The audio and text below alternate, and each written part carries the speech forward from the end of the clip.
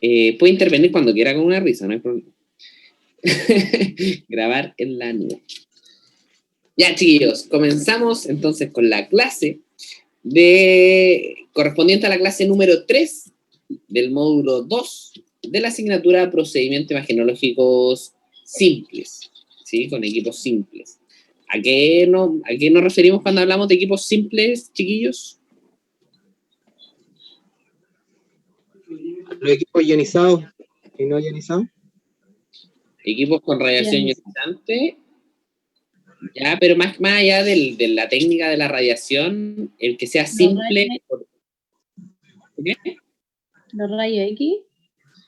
Sí, con radiación ionizante, sí, pero el hecho de que sea procedimiento tecnológico simple, el simple es porque no es tomográfico. O sea, al decir simple, ¿a qué nos estamos refiriendo? ¿Cuántos planos? 2 planos. ¿A 2 planos, profe? 2 planos. 2 planos. Porque es distinto con la radioterapia, porque ahí yo tengo que hacer como el mapa, ¿cierto? Claro, es diferente por cómo se busca siempre un isocentro, un corte tomográfico. En los equipos simples es como una fotografía, ¿sí? Sí, sí. Entonces recuerden que eso es lo que estamos estudiando ahora, equipos imagenológicos simples. ¿Y cuáles son las técnicas imagenológicas simples que conocemos? Está la radiología osteopulmonar, ¿cierto? Que el típico equipo de rayo, el que estudiamos en la clase anterior, ¿cierto? Tenemos el equipo, también los portátiles, lo de fluoroscopía, radioscopía, y también tenemos mamografía y densitometría. Esos son como equipos imagenológicos de radiodiagnóstico, que son equipos imagenológicos simples. Hoy vamos a ver la mamografía y la densitometría. Los tomográficos son aquellos que te permiten obtener tomos, o sea, cortes. Por ejemplo, el ultrasonido, o sea, al pasar el transductor permite hacer los cortes así. Si pongo el transductor por acá, va a hacer los cortes hacia allá. Por eso es un equipo tomográfico, el tema de la ecografía. Y en el caso del escáner y resonancia magnética, efectivamente también son tomográficos, porque puedes hacer cortes tomográficos en todos los planos, con reconstrucciones multiplanares. Entonces, por eso no es que los otros sean como procedimientos imagenológicos complejos. No, ese es el concepto, chiquillo. De simple, 2 planos, y procedimientos imagenológicos tomográficos hace referencia a en 3 planos. ¿Bien? Entonces, el objetivo de la sesión de la clase de hoy es, como les dije, lo mismo que vimos en la clase anterior, pero en relación a la mamografía y la densitometría ósea. Ya principalmente la técnica, la descripción del procedimiento, cómo se posiciona el usuario, la importancia de la encuesta, cómo se prepara el paciente, las patologías más asociadas, etc. Y en base a la técnica de mamografía, si yo pongo esa imagen y les pregunto a ustedes, ¿qué me pueden decir de la mamografía? ¿Qué les llega a sus mentes si yo les hablo de la mamografía? Estudio la mama, por supuesto. ¿Qué más? Lo que venga. Prevención.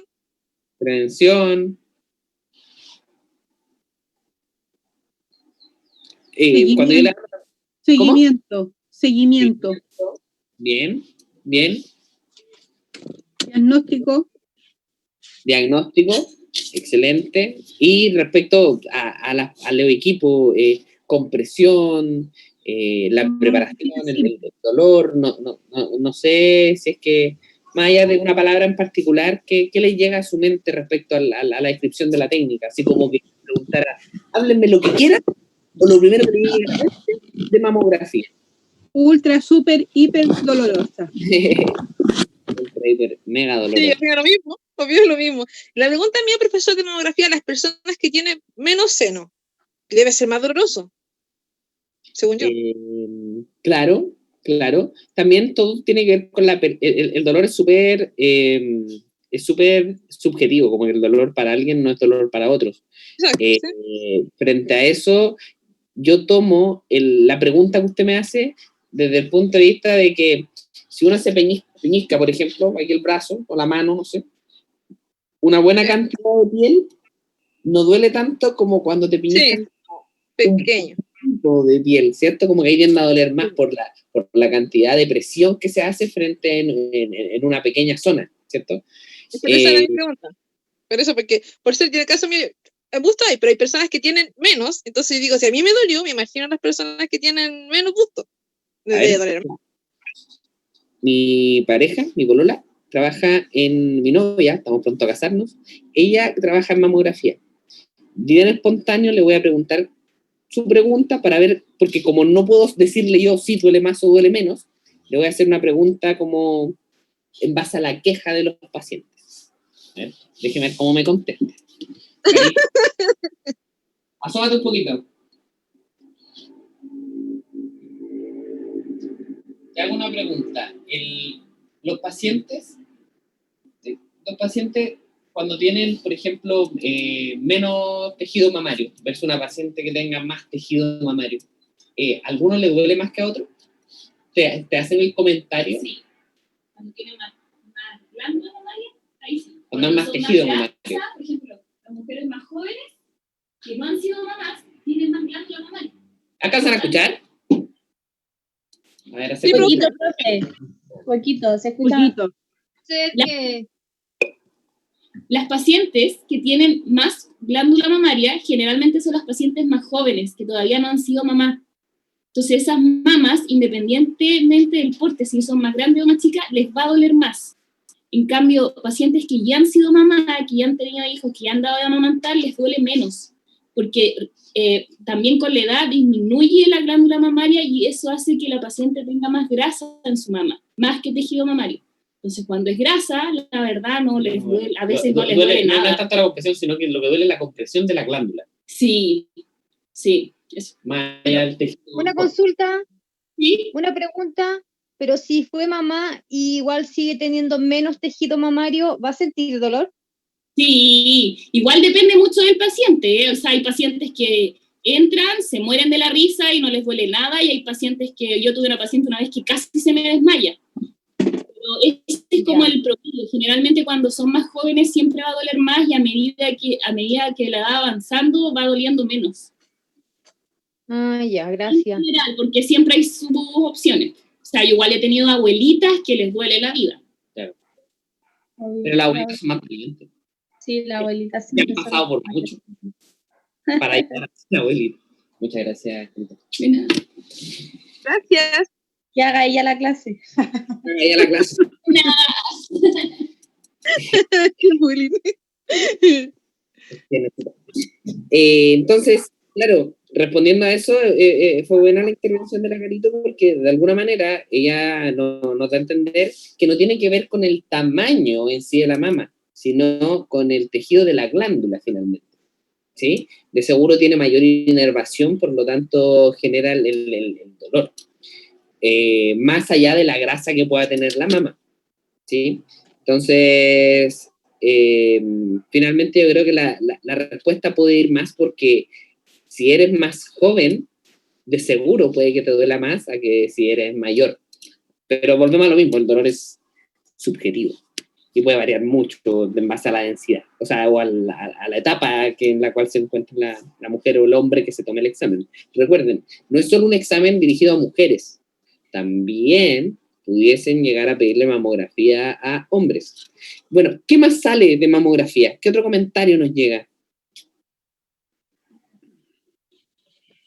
Proyecciones, ¿se acuerdan de las proyecciones? ¿Cuáles eran? ¿No?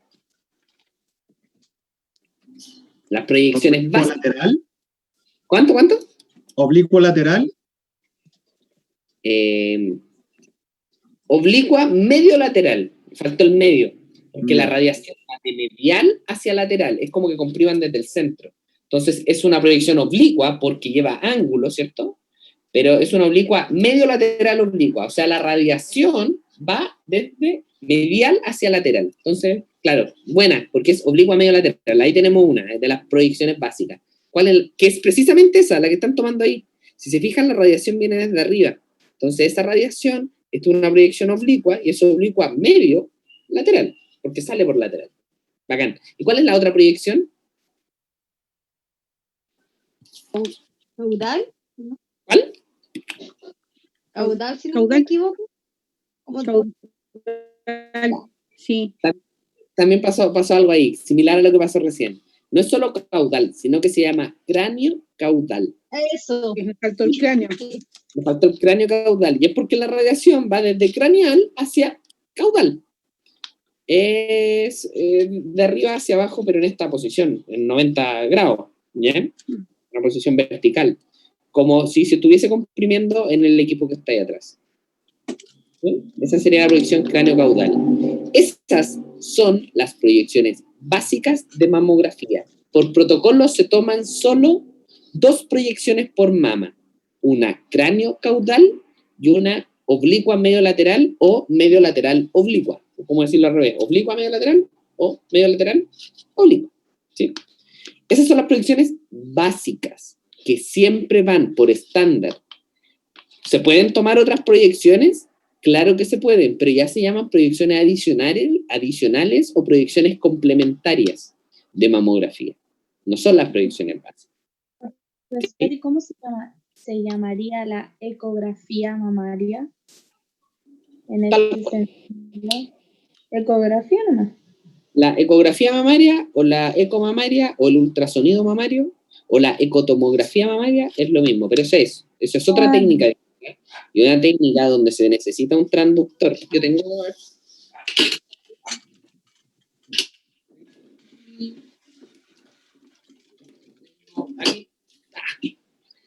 Claro, ahí se necesitan estas cosas, que son los transductores de ecografía. No es el transductor lineal, perdón. Este es lineal.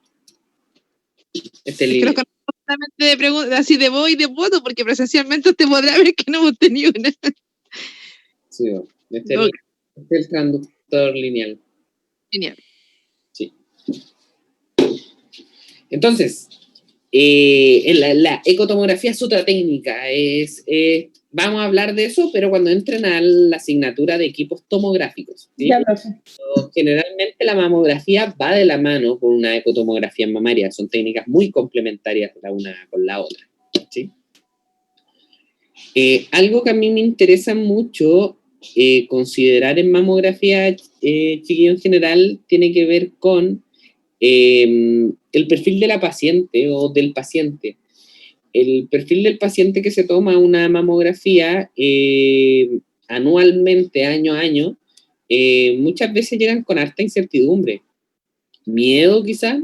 O sea, es una prueba que las mujeres se tienen que hacer cada un año, cuando sobrepasan los 40 años, cada un año, o sea, todos los años deben hacer anualmente, para ver si es que tienen cáncer.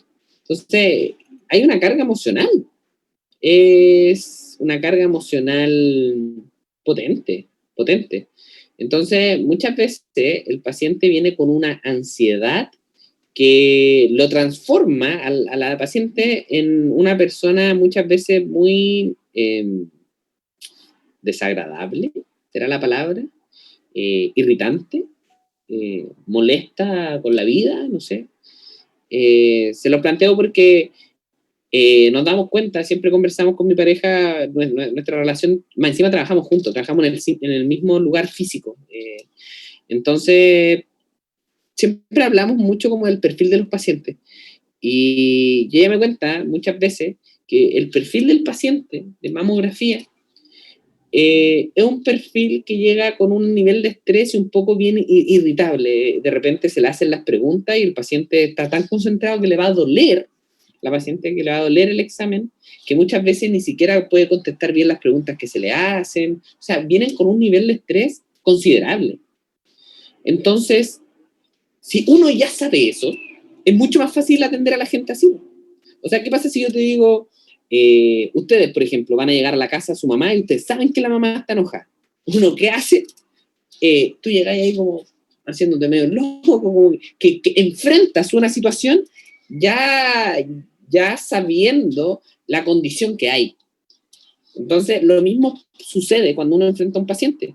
Si uno sabe la condición que hay muchas veces de temor del paciente, te lleva a entender el perfil de este paciente, que muchas veces si tú le haces preguntas te responde de mala gana, o el paciente te te cuestiona todo lo que tú estás haciendo, o son pacientes un poco irritables, o estresados en algún punto, la idea es que sepan cómo manejarlo. Cuando uno ya sabe cómo es la otra persona, uno ya sabe cómo enfrentar una situación. Por eso a mí me gusta mucho hablar del perfil de los pacientes, como para que entiendan a lo que se enfrentan. Ahora, no por eso todos los pacientes son así, para nada, chiquillos. La mayoría de los pacientes entra modo, estoy entregado, es del examen, le hago caso, muchas gracias, chao, eso nomás. Pero hay una cantidad de pacientes que es muy cariñoso y otros pacientes que son muy esquivos. Y es así, muy esquivo, cuesta de repente, le hago una encuesta de cuántos hijos tiene y para qué quieres saber. No, porque necesito preguntar. O sea, se dan cuenta que en realidad el perfil del paciente es importante entenderlo, porque si no lo hacemos, nos va a costar un mundo trabajar en esto. ¿Sí? Entonces, ¿cuál es el objetivo de la mamografía? ¿Qué busca la mamografía? Lo primero, poder encontrar, y este es como el interés, como su uso más masivo principalmente, tiene que ver con lograr una detección precoz del cáncer de mama, logrando imágenes de estructuras internas de la mama. Pero ¿qué tipo de estructura interna? Principalmente lograr visualizar el tejido, la glándula mamaria y las pequeñas diferencias que puedan existir de un año a otro año. Y es por eso que es importante este estudio por screening, que se llama.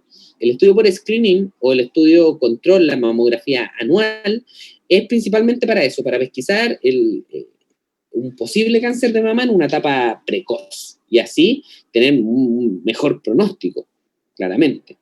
Y con esto siempre se busca obtener la más alta calidad en la imagen, porque si tenemos una buena calidad de imagen, una alta calidad de imagen, vamos a lograr siempre poder abrir la posibilidad de encontrar el detalle del cambio estructural de la mama, porque tienes una buena resolución, tanto resolución espacial como resolución de contraste. La resolución espacial tiene que ver con la nitidez, ¿cierto? La capacidad de distinguir dos puntos separados como tal. La resolución de contraste, cómo tú puedes comparar un gris con otro gris en un fondo común, que puedas diferenciar una escala de grises. Esa es la resolución de contraste. Acá se tiene que buscar ese objetivo, pero principalmente hay mucha resolución de contraste además. ¿Y cuál es el tema de acá? Que muchas veces para obtener una muy buena calidad de imagen, se debiese entregar una alta dosis de radiación. Entonces, eso también es un dilema. Que le llegue al tejido mamario una alta dosis de radiación, además por la cercanía que hay con tiroides, hay que proteger también en temas de protección radiológica, cosa que ustedes están estudiando hoy a cabalidad, ¿cierto? Entonces, aquí lo que se busca siempre es optimizar el balance entre los requerimientos de calidad de imagen y la dosis que se le entrega al paciente. Esto tiene que estar en un balance. Claramente, chiquillos, eso sí, y esto tienen que tenerlo claro, no es solo un tema de control anual, año a año, pacientes asintomáticas, no. O sea, si a la paciente presenta un síntoma, o hoy desperté con un dolor en la mama, voy a ir al médico, el médico le puede decir, ¿sabe qué? Le recomiendo una mamografía. Si la paciente se quiere poner un implante mamario, ok, lo puede hacer y le van a pedir una mamografía previa. ¿Sí? Se dan cuenta un poco, chiquillos, que en realidad principalmente se utiliza a modo de control, pero una cosa no quita la otra, o sea, se pueden solicitar mamografía. Entonces, en pacientes que son sintomáticas, el estudio de la imagen siempre se debe justificar con la clínica del paciente.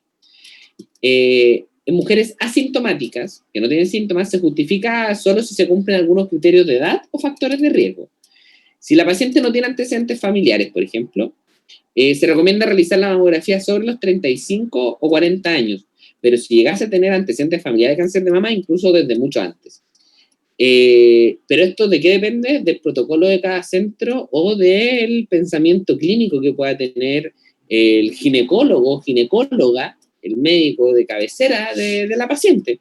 Que digan, no, ¿sabes qué? Te recomiendo hacer la mamo, o bien, no te recomiendo aún. Eso depende finalmente del criterio o del protocolo de cada centro.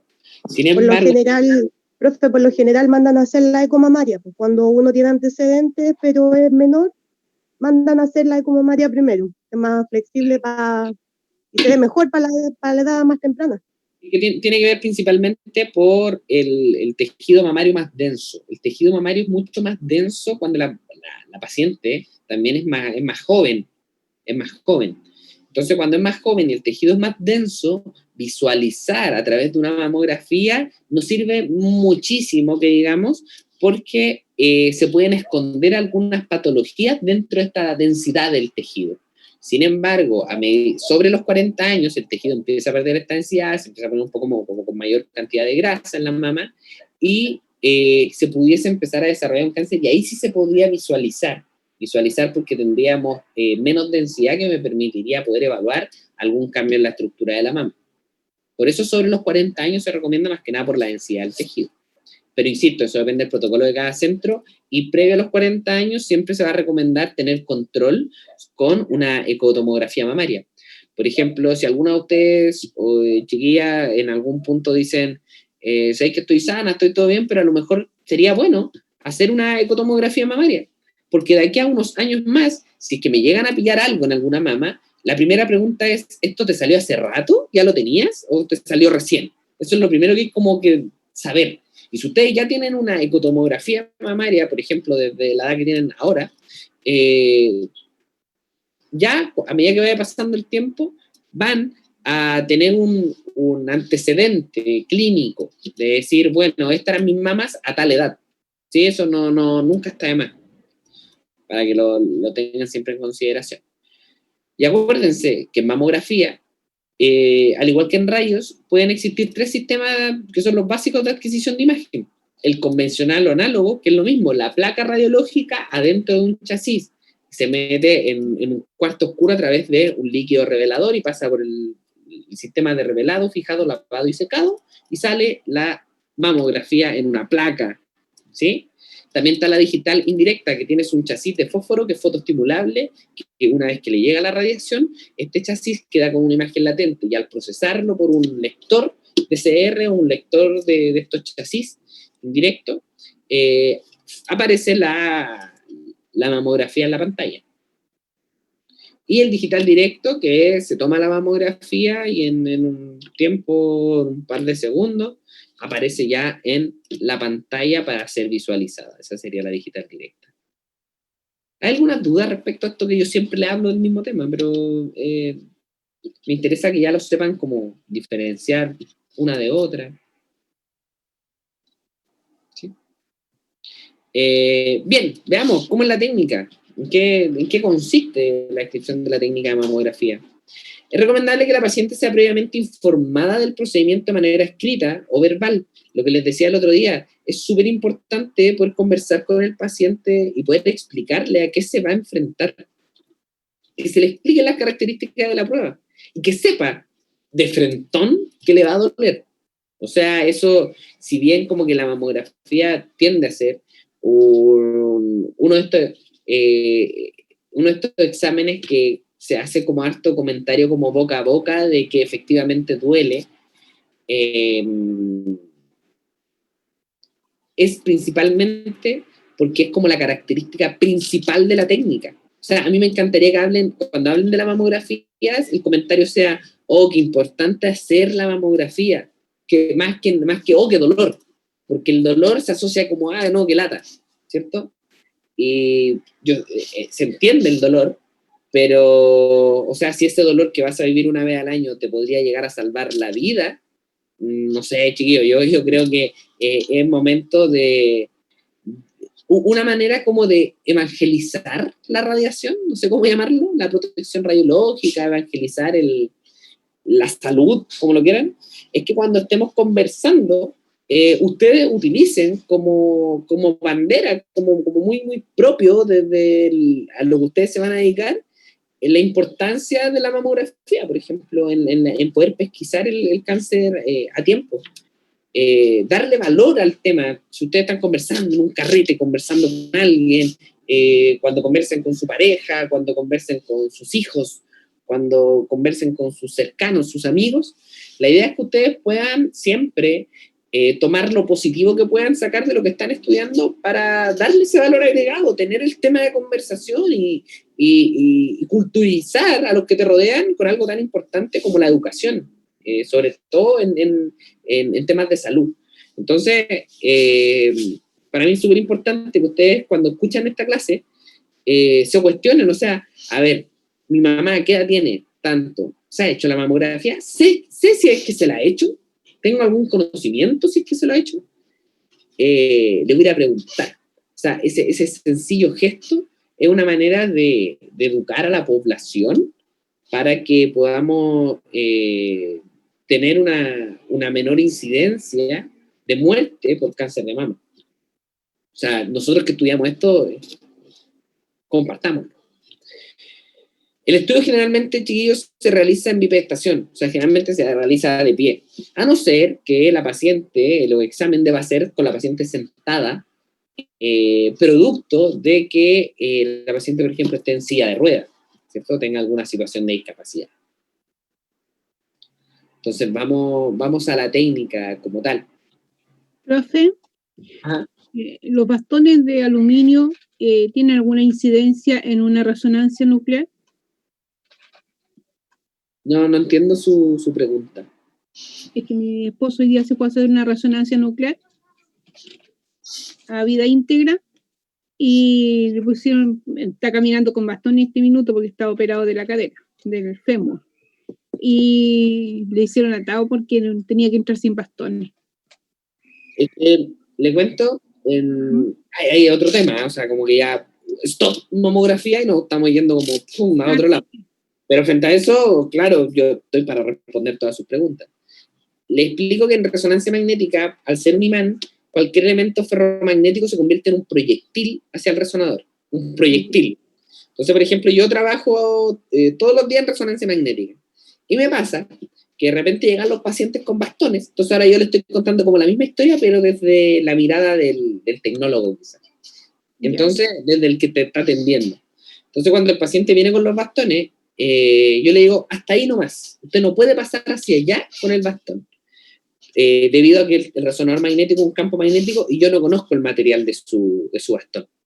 ¿Y qué me ha dicho el paciente un montón de veces? No, pero esto es un material que es compatible, no, si nunca he tenido problemas, he ingresado a una máquina, ya me he hecho este examen, nunca he tenido problema con los bastones. Igual el problema es porque confunden el equipo con el escáner, y el escáner es radiación ionizante, no es un imán. Entonces, a mí me pasa que con los pacientes yo no entro en discusión, o sea, no le voy a empezar a decir, es que usted a lo mejor se hizo un escáner y esto es un resonador, no. O sea, le digo, ok, entiendo, pero acá en estos momentos no va a entrar con los bastones. ¿Y por qué yo lo hago así? Y finalmente no hay opción y no. Y si incluso usted quiere entrar con el bastón, yo me niego a hacerle el examen. Es así de tajante, porque es un tema de seguridad. O sea, el paciente entra con el bastón se suelta y podemos, chiquillo, no, mal. Y tú me puedes decir, ¿y si el bastón es compatible con resonancia magnética? Yo no estoy dispuesto a correr el riesgo, así que lo mejor, el bastón se queda afuera. Y yo le ayudo a caminar, por supuesto, no lo mando, si usa bastón, ok, lo ayudamos entre varios hasta que entremos al resonador. Pero entrar al resonador con el bastón no es opción. Ah, ok. Ya, gracias. Ese es un poco como motivo, pero no es de mala onda. Es de seguridad.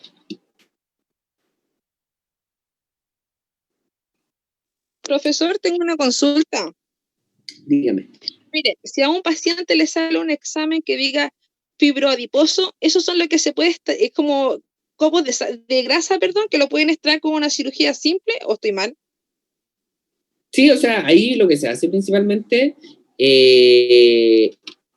al describir fibroadiposo, tiene que ver principalmente con el material de lo que se pudo, el tejido, es entender las células de que están componiendo ese tejido. Entonces, ahí depende de muchos factores, la extirpación. Eso depende de estar también de la seguridad de que efectivamente es fibroadiposo y no corresponde a un tejido que tenga que hacer una mastectomía, por ejemplo. Entonces, siempre depende mucho del tejido y si está biopsiado o no. Ah, ya, tenía esa duda porque ya he visto y he escuchado yo, pero tenía esa duda de que habían pacientes que tenían confirmado que era esta patología, y la podían extraer. Eso me quedaba como la duda. El tema es que cuando se extrae finalmente, siempre se evalúa paciente a paciente. Depende del tamaño, o depende si puede hacer un preponderante a desarrollar a lo mejor que el tejido crezca, y si se empieza a descontrolar se pasa a un tumor benigno y después a un maligno. Entonces, siempre depende de la clínica de cada paciente. Ah, ya. Tenía la duda. El tamaño, la profundidad y un montón de factores. Y esa en la escala sería, en la escala que lo explicaba la otra vez, no me acuerdo de su otro profesor, que harían el BRINS, use del 1, ¿cierto? Que sería como la escala que se evalúa.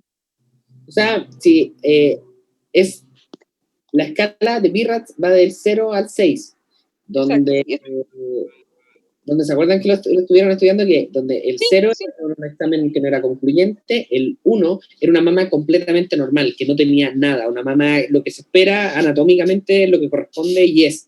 El número 2 correspondía a una mama que tenía quizás alguna cicatriz, una mama que pudiese tener quizás algún pequeño quiste, algún nódulo bien definido, con características muy benignas, que no va a crecer. Una mama ya sería una mama ya, con... A ese iba mi pregunta, disculpe que lo interrumpa. Y en la categoría, si le aparece una fibrodiposis, perdón, ¿esa en qué categoría quedaría? Depende siempre de las características que tenga. Un médico, esto depende mucho, chiquillos, de lo que se vea en la forma, ¿ya? Porque a lo mejor puede ser algún tejido que un médico lo pueda ver en BIRAT 2 y otro lo pueda ver en BIRAT 3, ¿ya? Entonces ahí puede haber alguna discrepancia de repente con algunos médicos, pero depende mucho, chiquillos, de la definición. Por ejemplo, yo te puedo decir, no, un paciente tiene un nódulo, pero distinto a un nódulo de 2 milímetros a una cosa que mida 2 centímetros, ¿ya? Y ahí se evalúa si es que crece o no crece. Por ejemplo, eso lo podrían clasificar en un BIRAT 2 y podría llegar, si es que crece de tamaño, cambia su forma, a pasar un BIRAT 3 y estar controlándose cada 6 meses. Así como también te pueden decir esto es un BIRAT 2 y ahí se queda. Y muchas gracias. Los BIRAT finalmente, ellos se mueven de una categoría a otra, ¿sí? Y lo más importante dentro de una mamografía es evaluar en qué BIRAT estás. ¿Sí? Finalmente, el BIRAT 1 y 2 es una mama normal. Sí, puede tener algo, pero es una mama normal, con características benignas, normal. BIRAT 3 es una mama normal, pero por ahí hay algo que hay que controlarlo, ver si crece o no crece, es el BIRAT 3. Si llega a crecer, eso ya pasa a ser, y tú estás en un BIRAT 3 y cambia la forma, o forma más espiculada, por ejemplo, más que con bordes bien definidos, podrían decir, oye, yo creo que esto es un BIRAT 4 y hay que biopsiar. Y en el BIRAT 4 te mandan a hacer una biopsia. Entonces, ¿cuándo hay que asustarse? Cuando estás en un BIRAT 4. Ahí ya es como, wow, ahí se está haciendo una biopsia, pero antes forma parte de la prevención. Si hay gente que se mueve en un BIRAT 3 y de repente, ¡pum!, salta al BIRAT 2. Y ahí se queda. Entonces, eso pasa. ¿Sí? Muchas gracias, profe. Cuando uno piensa en la mamografía, claro, las pacientes son de diferentes edades, de diferentes estaturas, de diferentes condiciones. Y lo que hay que, ¿hasta qué BIRAT se llega? Hasta el 6. Hasta el 6. ¿Y al 6 cuando ya tiene metástasis? 6 es cuando ya tú se hace una mamografía sabiendo que la paciente tiene cáncer.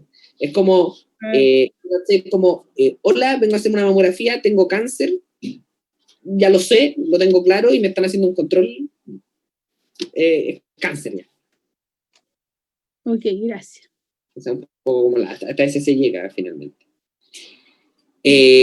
Por ejemplo, el BIRAT 5 llegan a ser de repente, el BIRAT 5 es como, vamos a hacer una biopsia porque hay una alta probabilidad de que esto sea cáncer. ¿Sí? En cambio, el BIRAT 4 es decir, vamos a hacer una biopsia porque hay que definir si es cáncer o no. BIRAT 3, aún no es necesaria una biopsia, evaluemos algún tiempo más. BIRAT 2, una mama normal, tiene ahí un nódulo, pero una mama normal. BIRAT 1, una mama. BIRAT 0, no sé lo que es. Hagamos otro estudio, este examen no fue concluyente. Ahí fuimos del 6 al 0 rápidamente.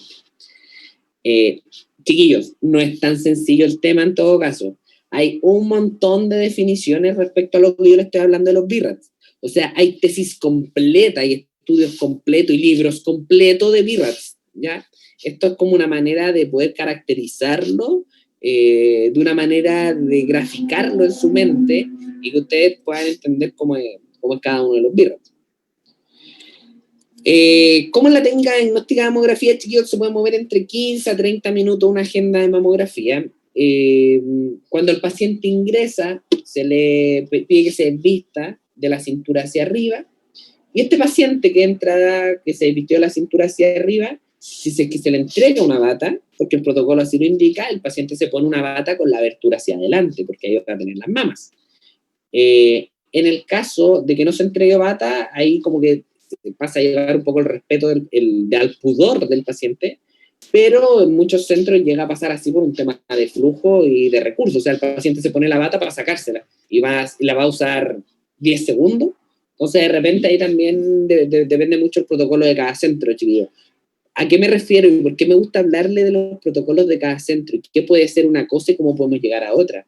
Porque ustedes perfectamente se pueden ir a trabajar a un SAR bien rural, como un hospital bien rural, no sé, con pocos recursos, y que tenga una agenda llena de mamografía, y van a tener que ir pasando un paciente a otro, y están escasos de batas. No le van a pasar a todos los pacientes batas, pero no por eso no siguen atendiendo a pacientes. O sea, para el rato que lo va a usar, o sea, también se apela a la condición, y a no ser que el paciente te exija la bata, a lo mejor entregársela. Por eso yo siempre hablo del protocolo de cada centro, porque en otra clínica, en otro lugar, a lo mejor, impensado pasar a un paciente si no le pasamos la bata.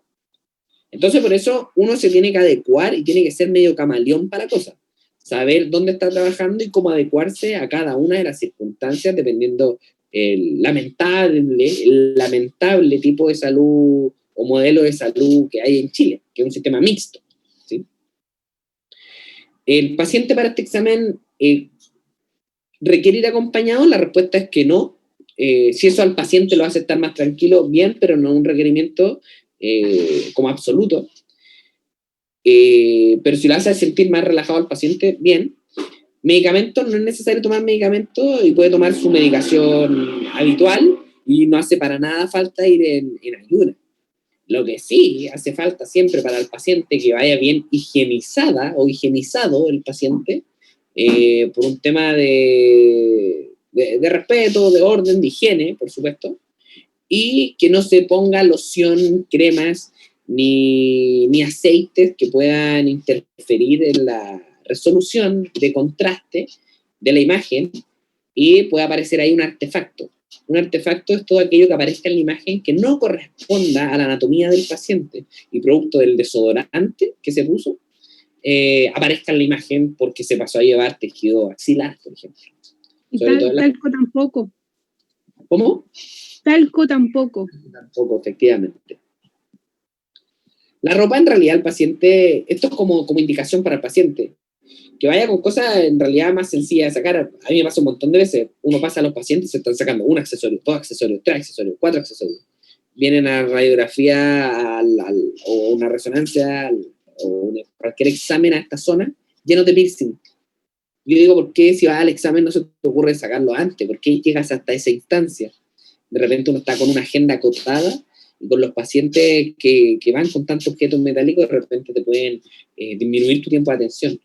Entonces, siempre al paciente se le recomienda ir con ropa fácil de quitar, la bata con la abertura hacia adelante, y dentro de la documentación que es importante que lleve el paciente son los exámenes previos, y el ideal es con un año de antigüedad. Si es de menos tiempo, mucho mejor, ¿ya? Pero ahí, en el caso de que cuando las cosas que se tengan que sacar, por ejemplo, se puede hacer eso de salir en el caso del pasillo, avisarle a los pacientes que se van a hacer ese examen, que el que tenga esas cosas metálicas, piercing, todas esas cosas, se lo saquen mientras tanto. Todo el rato, si eso aporta a la gestión, por ejemplo, es algo que yo reclamo mucho. De repente voy a tomar algunos exámenes y el paciente pregunta afuera que ¿cuánto falta para el examen? Y yo digo, ya lo vamos a pasar en 10 minutos, nos atrasamos, no sé, 10, 15 minutos. Y salgo a buscar al paciente, cuando lo paso, ya estoy ingresándolo al equipo, me dice, ay, quiero ir al baño. Y yo digo, a ver, me estaban presionando para pasar al paciente porque el paciente no se le ocurrió ir al baño. Entonces ahí, ¿qué estamos haciendo con el técnico finalmente cuando estamos con estos pacientes? Yo digo, pucha, veamos si hay algún paciente afuera que está por ingresar y aprovechemos a mandarlo al baño ahora para que cuando lo ingresemos no se le ocurra ir al baño. Entonces eso es como apelar a lo mismo que dice usted. No tenemos eso definido por protocolo. Por lo tanto, yo no se los puedo decir como hagan esto. Finalmente lo que yo les digo, esto lo deben hacer es porque eso lo deben hacer siempre. Pero salir a decirle, por ejemplo, a la sala de espera a los pacientes que se preparen para el examen no está definido por protocolo. Pero si lo hacen y aporta a lograr tener una agenda más expedita y facilitar el flujo, bacán y siempre va a ser bienvenido. Entonces, eso considérenlo como iniciativa de repente cuando estén haciendo su práctica, trabajando, si ustedes lo plantean como iniciativa, me parece, pero fantástico. Yo valoro mucho cuando se toman esas iniciativas, que aporten al tiempo, a la gestión. No un paciente que tiene que hacer retención de orina no le puedes ir a pedir que orine, por supuesto, con cuidado ahí, ¿sí? Depende del paciente y depende del examen. Entonces se supone, por ejemplo, las mamografías deben estar ubicadas en una zona, ¿cierto? Por lo menos lo que yo tengo como experiencia en la clínica de Ávila. Las mamografías, todo este tipo de cosas están en una zona, los que escáner y resonancia son otras. Eso igual depende del protocolo de cada centro. A lo mejor van a llegar a un lugar que por un mismo ingreso y hay una misma sala de espera, estén los pacientes de resonancia, de escáner, de rayo, todos juntos. También pudiese llegar a pasar. Eso no está definido como de infraestructura. Entonces, como detalle, habría que preguntar específicamente, depende de la zona que uno les toque, el examen para que te hayan preparado antes. Eso igual es más fácil verlo, porque uno dice, a ver, ¿qué paciente viene? Ah, la paciente Ana María. ¿Qué examen tiene? Una columna cervical. ¿Qué edad tiene? 25. Entonces uno dice columna cervical, claro, estamos aquí en esta zona. Ah, tiene 25 años, de seguro tiene harto aro, entonces harto piercing, qué sé yo. Y uno dice, ok, voy a salir a decirle. Entonces uno dice Ana María, dice, Ana María ahora toca su resonancia. Mire, le sugiero por mientras, si es que tiene piercing, que se los saque, o aros, o con tanta. O uno lo sale también a mirar de repente y dice, ah, tiene un aro así que fácil sacar. Si a mí algo que me cuesta un montón sacar aros, pero porque me da asco. Una vez le saqué un aro a una abuelita que me dijo como que nunca se lo había sacado y lo tenía como incrustado en la oreja y salían olores y colores y texturas muy extrañas de su oreja y el aro así como incrustado. No, fue pero uff. A mí hay algo que me cuesta mucho, son los aros, pero por eso mismo, no, prefiero que se los saque el paciente. Bien, volviendo a este tema, chiquillos, importante para el paciente entonces, como dijimos, retirar todo objeto metálico, y yo le estaba hablando de que hay documentos que debe llevar el paciente, que son documentos que son importantes, como la mamografía con un ideal de 1 año de antigüedad, y para que se puedan comparar, ver si algo ha cambiado, si algo se ha modificado, si algo ha crecido o no. Eso es súper importante para el estudio de mamografía, siempre. O sea, el primer consejo que tienen que sacar de esto, tómenlo desde la mirada del paciente. O sea, si yo voy a hacer una paciente que se va a hacer la mamografía año a año, ok, voy guardando mi mamografía y cada vez que vaya al médico voy a llevar la última, la más reciente. Con eso, chiquillos, ustedes son conscientes y se hacen cargo de su salud. Hay gente que es súper irresponsable en ese sentido. Sacan una mamografía, después la dejan en la casa, se les pierde, nunca la van a buscar. O sea, ¿para qué te la hiciste? Se entiende la importancia de la mamografía con un año de antigüedad. Y generalmente, además, como les dije, la mamografía va de la mano con una ecotomografía mamaria. A modo de contraindicaciones, no hay contraindicaciones absolutas en realidad. No se recomienda realizar el examen en mujeres por debajo de los 30 años porque el tejido mamario es más denso, como lo dijimos. Y en cuanto al embarazo y lactancia, las mamas son más densas durante el embarazo y la lactancia. Así que al igual como si fuese una persona muy joven, si hay embarazo o lactancia, la prueba es menos fiable por la densidad del tejido. Ahí que se termina haciendo, siempre conviene consultar al médico tratante sobre el riesgo-beneficio, así como el balance, de realizar o bien posponer la prueba del examen hasta que se den las condiciones para. O bien la posibilidad de sustituirlo con otra técnica diagnóstica como la ecotomografía mamaria. ¿Sí? Otras consideraciones que siempre hay que tener, que no se debe utilizar, como decíamos delante, desodorante, por ahí la compañera también dijo talco, ni ningún tipo de loción o crema sobre la mama o la axila el día de la prueba, porque puede interferir en el resultado del mismo examen. Alguna vez yo se los dije que el mejor momento para realizar la prueba es una semana después de la regla, pues cuando las mamás están menos sensibles. O sea, una semana después de la regla, las mamás se encuentran menos sensibles y no es que sea el mejor momento. Sin embargo, se le puede dar esa sugerencia al paciente buscando que el paciente sienta el menor dolor posible. ¿Sí? Porque eso hay que considerarlo siempre. Yo creo que el gran desafío que tiene la mamografía es lograr el mismo efecto con la menor compresión posible. Sin embargo, en la compresión de la mama están todas las bondades de la técnica. Lograr expandir el tejido de una manera más homogénea, lograr a través de la compresión brindar una menor radiación y con eso también una mejor resolución, con ello también una mejor resolución de contraste. Entonces, en la compresión como que está la gracia de la mamografía, como que está el origen de la técnica, o toma mucha fuerza la compresión de la mama.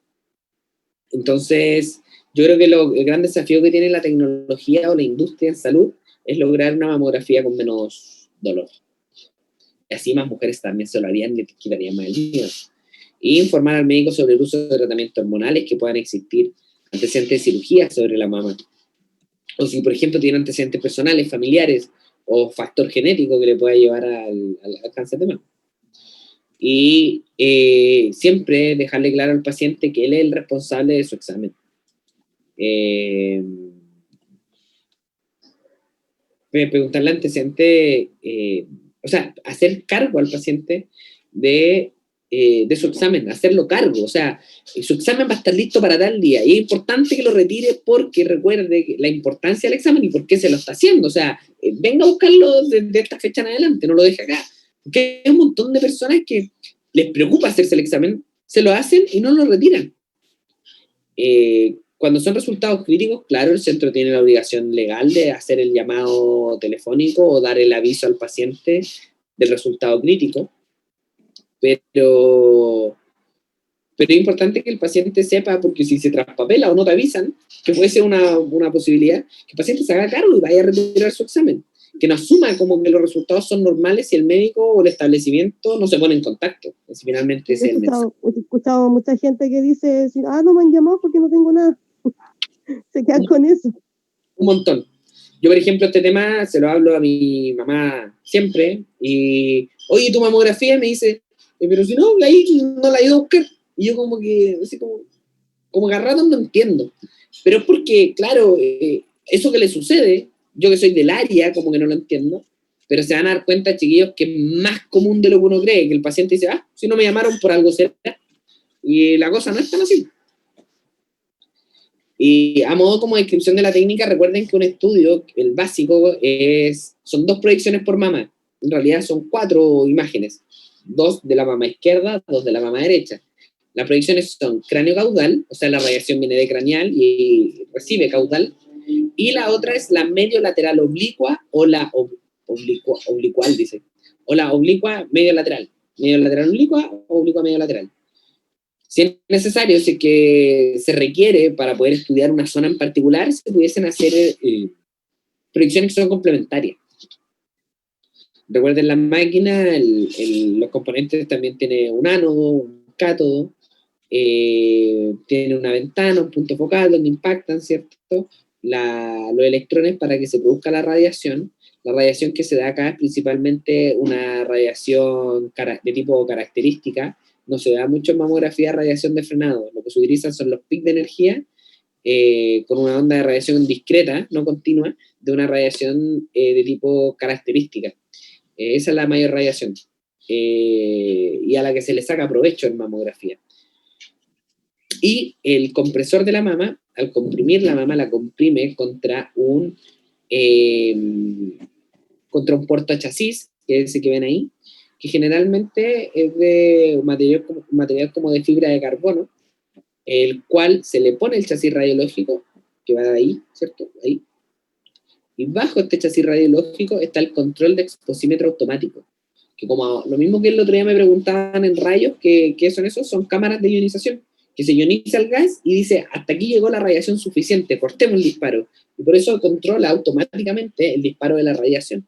Por eso son el control de exposímetro automático, a través de un gas ionizado. Dentro de los accesorios en mamografía está, bueno, los mismos insumos que hemos hablado, los insumos de protección radiológica, recuerden, los insumos también de higiene, de confort, de seguridad para el paciente. Más que nada porque el paciente apoya de repente mucho la cara, se le comprime la mamá puede eliminar algún tipo de secreción a través del pezón. Y esto se debe mantener limpio. Se debe mantener limpio entre paciente y paciente, por supuesto. ¿Sí? Además, como son de acrílico, estas cosas se notan si es que están limpias o no. Por lo grasiento. Sí, profe, además que hay gente que como que llega con hongo igual, pues me imagino, porque el pliegue del pecho tiende en el verano a sacar humedad. Las mamas, un seno chiquillo, cuando uno habla de seno, se refiere a esta zona es un seno, esta zona es un seno, y bajo la mama y entre medio de la mama, eso es un seno, por eso se habla de seno, ¿sí? Esto se llama la mama, ¿ya? No es el seno. Entonces, ¿por qué le hablo del seno? Porque el seno, si se levanta la mama, la zona de abajo de la mama, eso es un seno también. Y ese seno, cuando son mamas grandes, de repente generan o se mantiene ahí alguna humedad suficiente para que la mama hasta llegue al punto de oler mal. ¿Sí? Eso pasa. ¿Sí? Por el pliegue. Así como puede oler mal una axila, ¿cierto? El pliegue que se genera ahí por el seno que está cubriendo la mama, esa zona, también puede generar mal olor y puede principalmente también generar, como dice la compañera, incluso hongos. Por eso al paciente se le pide siempre una buena higiene y por eso también es tan importante mantener la higiene de la sala, la limpieza de estas paletas. El material de estas paletas de compresión son transparentes y rígidas, son delgadas, tienen que ser de ángulos suaves, de una superficie de ángulos suaves, y un ángulo recto respecto al plano de compresión, ¿cierto? Un ángulo recto. Profe, disculpe, entonces el tema de la higiene, al momento de que se les dan las indicaciones para hacer el examen, o anterior, cuando la persona pide la hora, ¿le indican que tiene que venir hacia? Es que, de alguna manera, eso uno, de repente, en el área de la salud, como que lo tiende a obviar, no sé si me entienden, obviar. ¿A qué me refiero con obviar? Hay cosas que, si yo voy a tomar un examen a los pies, yo espero que el paciente, por lo menos, haya cambiado, no sé, calcetines, qué sé yo, chiquillos, no, depende de las condiciones de los pacientes, ¿sí? De repente, si uno le puede decir al paciente, no, ¿sabe qué? Para el examen tiene que venir aseado, de repente eso hasta se pasa como por alto porque se considera que debe ser así. Sin embargo, te lo plantean como desde no echar lociones y la mama limpia y te lo plantean de esa manera, así como no poner loción y te lo plantean de una manera sutil será la palabra, ¿sí? Sí, sutil. Dando a entender al paciente de la importancia de su higiene. Ahora, no por eso también el Disculpe, estrato, profe, pero en el caso de que, disculpe, profe, que lo interrumpa, en el caso de que la persona ya se echa crema o lo que es el seno grande, hay personas que se echan hasta talco, yo he visto. ¿Eso me perjudica en un examen? Sí. Sí. Al punto de que, ¿sabe qué? Hay unas lociones que son como hasta brillantes, así como que traen brillitos, qué sé yo. Entonces, se podría llegar al punto de decirle al paciente, mire, pase por favor al baño, séquese la zona, límpiese, hay papel, todavía hay papel para que se limpie y se limpie la zona. Porque con esa cantidad de loción, con esa cantidad de crema, con esa cantidad de desodorante o de talco, no le puedo tomar el examen. ¿Por qué? Porque puede aparecer una zona en que nosotros creamos que es cáncer y no lo es. Acuérdense, porque acá finalmente es simple. O sea, chiquillos, es como que en una zona, por muy superficial que esté, como se toma la mamografía y es una proyección en dos planos, esto se superpone en la estructura. Entonces, por más que se comprima la mama, hay algún punto también en que podría afectar y dar un falso positivo. ¿Sí? Y en el caso de que aparezca, ¿se manda a hacer nuevamente el examen para confirmar o se quedan solamente con ese? No, porque es que esa es la idea, que antes que se tome el examen, no exista la opción. Y ahí viene la expertise de la tecnóloga que esté tomando el examen, la tecnóloga médico. Ella en realidad va a estar mirando la imagen y va a decir, esta zona me genera curiosidad, y no lo tenía en la mamografía anterior. Entonces, antes de pensar, wow, voy a tener que comprimir la zona, qué sé yo, puede incluso entrar y preguntarle a la paciente, no tiene por casualidad que me aparece ahí en la imagen, o sea, eso es importante tenerlo en consideración en todo momento, que es una realidad. O sea, chiquillos, miren, yo sin saber la estadística y ustedes sin saberlas, yo les pregunto, independiente de que a los pacientes se les den todas las instrucciones, ¿cuántos pacientes ustedes creen de un número como de 0 a 10 deben llegar aún con crema, aún con desodorante, aún con lociones? 5. La mitad. No, 6, 7. no bajo. Más La mitad, un poco más. Entonces, se dan cuenta, chiquillos, que en Profe, realidad... Ahí, por ejemplo, nosotros como TIR, podemos nosotros, antes de que entre la tecnóloga a tomar el examen, preguntarle si se echó desodorante, si se cumplió con las normas, con los requisitos que No es que ustedes puedan hacerlo, son cosas que ustedes deben hacer. Okay.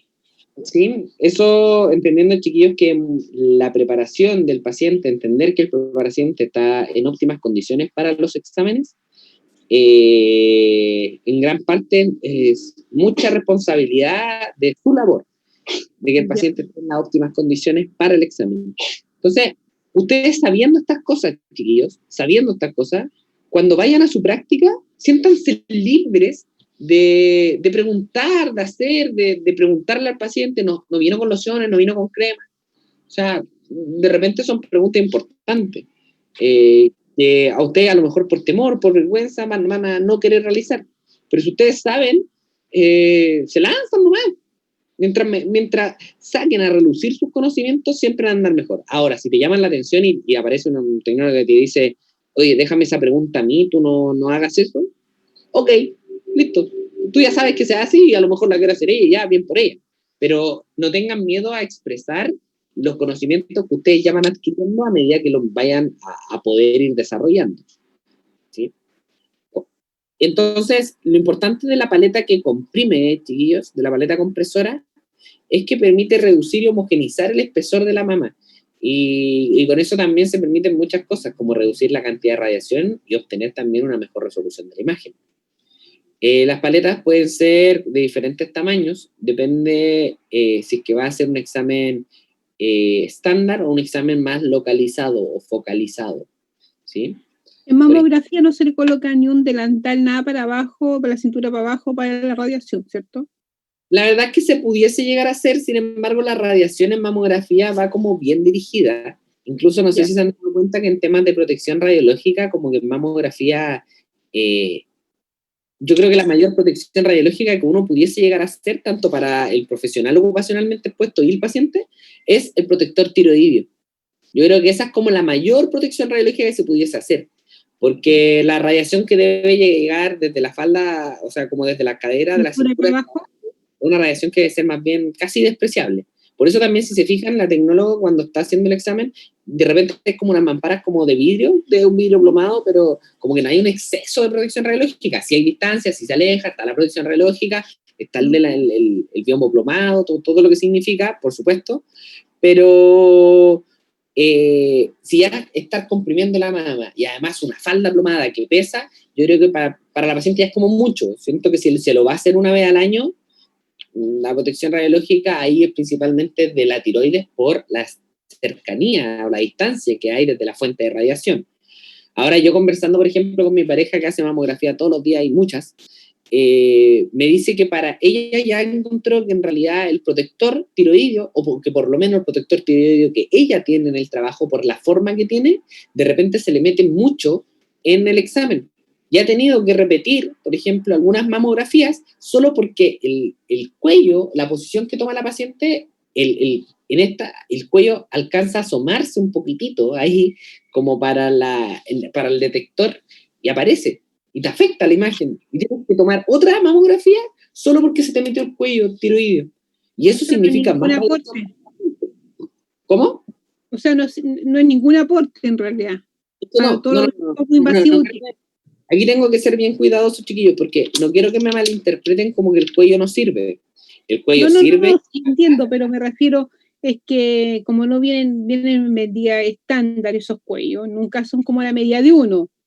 Pero claro. ¿a qué me refiero precisamente a eso? El aporte que da el cuello en este caso no es mucho para hacer una mamografía, como corre el riesgo que se corre.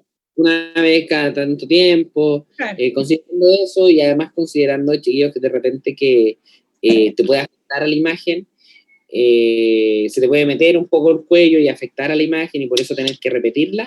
El uso del cuello es como bien cuidadoso.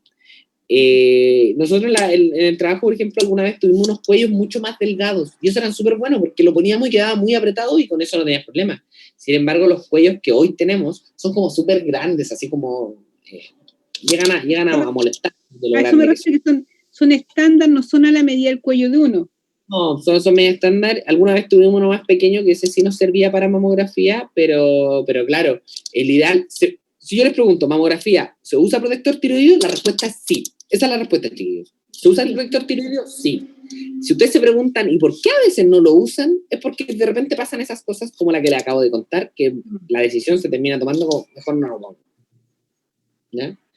Ahí finalmente tiene que ver con eso. Acá lo que estamos viendo es una paleta de compresión para una proyección localizada de la mama, y es a una región en particular. Se quiere evaluar una zona en particular, ¿sí? Esa se llama proyección focalizada, ¿sí?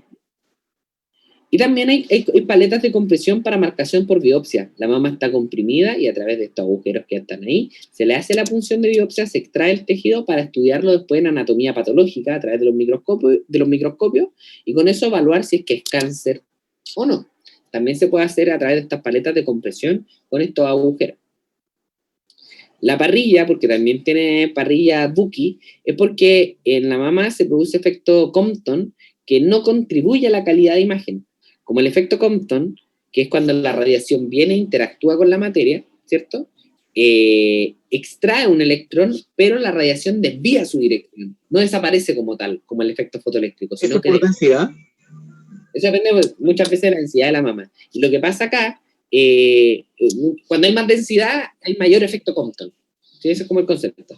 Entonces, acá en mamografía tiene también una rejilla Bucky, que para eso es la rejilla Bucky. El otro día le explicaba yo esta rejilla que tiene esto, como estas... Porque, profe, si la mama tiene más grasa, ocurre con este efecto Compton. Puede ser que lo deslibe, ¿cierto? ¿O no depende de la grasa de la mama? Siempre hay efecto Compton. Siempre hay efecto Compton. Cuando hablamos de radiación, siempre hay efecto Compton. La radiación viene y es como interactúa la radiación con mi cuerpo, con la materia. Cuando viene esta radiación desvía su dirección. Espérame. Ahí sí. Esta radiación desvía su dirección, ¿ya?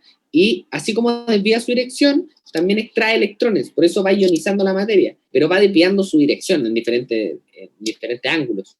Entonces acá lo que hace la rejilla Bucky es dejar solo los haces más paralelos y que van perpendiculares al receptor de imagen. Finalmente los de mejor calidad. Se aloja en el portacassette, ¿cierto? Que era esto que veíamos ahí, ¿cierto? Ahí adentro está la rejilla antidifusora, la rejilla Bucky. Y se mueve, se tienden como a mover para que ocurra ese efecto, ¿sí? Y así se eliminan también las líneas de la rejilla.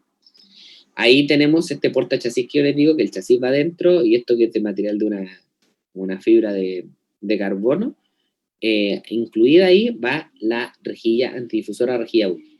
Y por abajo de esto, en la parte más inferior, lleva este control de exposímetro automático, que es el que corta la radiación y dice hasta acá nomás, porque ya llegó la cantidad de radiación suficiente. También hay portacassette de magnificación, que es ese mismo portacassette, solo que es más grande. Y al estar distanciado del receptor de imagen, al dar más distancia, la mama se magnifica. Como cuando ustedes juegan con una linterna en su mano, y si la mano, por ejemplo, está más lejos de la muralla, ustedes ven una mano más grande, lo mismo sucede acá. La mama, al estar más lejos del receptor de imagen, la mama se ve más grande, entonces sirve para eso, como para aumentar, como para hacer un zoom a través de un factor de distancia. Ahí un ejemplo de una magnificación. Una zona a evaluar que con la magnificación se logra aumentar de tamaño la misma zona que se está estudiando. Profe, ¿y cómo se hace el centrado en este caso para el rayo?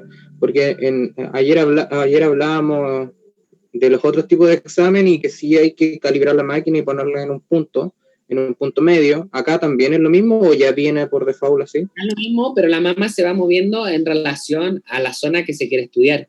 Y ahí eso es mucho... Ahí lo que hace el tecnólogo finalmente cuando toma una mamografía como localizada o magnificada es poder ver la mama y decir, necesito llegar a este cuadrante, a este punto. ¿Cómo llego ahí? ¿Qué parte de la mama tengo que apretar para llegar a ese punto? Y es ahí el desafío en realidad que tienen los tecnólogos, porque tomar una mama tras otra, no tiene mucho sentido. ¿Sí? Es más el trabajo, que ver que la imagen haya quedado bien, pero el mismo tiempo te dando la expertise. Pero ¿dónde está la expertise suficiente y por qué tiene que luchar gente? En realidad el que está tomando el examen es poder decir, ok, esa zona tengo que comprimir. Ahora, tomando la mama, ¿qué parte de la mama tiene que ser comprimida para yo efectivamente evaluar esa zona? Y eso, claro, finalmente tiene que ver con la expertise para poder distinguir dónde está el cuadrante estudiante. Es mucho como de experiencia y de técnica. De repente, por ejemplo, en mi trabajo están viendo una mama y están conversando las dos tecnólogas, y una le dice a la otra, por ejemplo, a mí se me ocurre que tiene que entrar el rayo más desde craneal, apuntando como a caudal, pero con una leve inclinación de angulación y entrando con la mama en esta orientación, por ejemplo.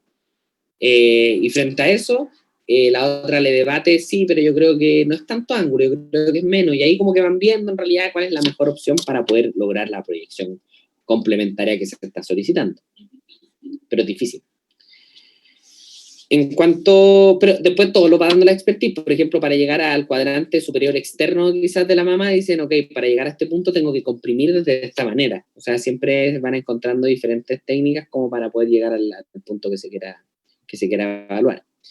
En el caso de la protección radiológica en mamografía hay un biombo protector, pero el examen de mamografía da la radiación igual bien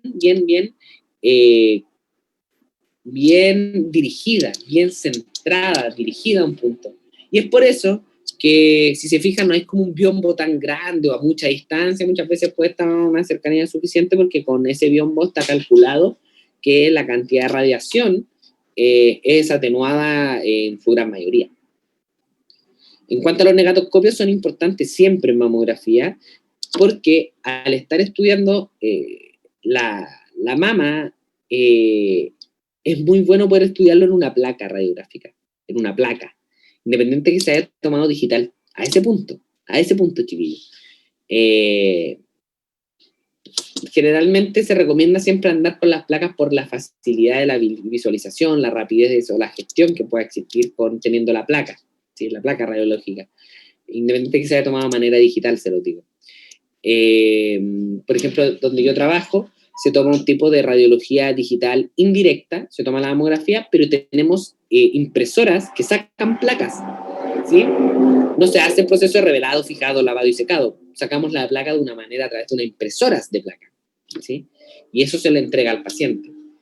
Y muchas veces el radiólogo o radióloga que esté informando estos exámenes le gusta poder poner esa placa en el negatoscopio y poder estudiarla a través del negatoscopio o bien a través de los monitores de la radiología digital, ¿sí?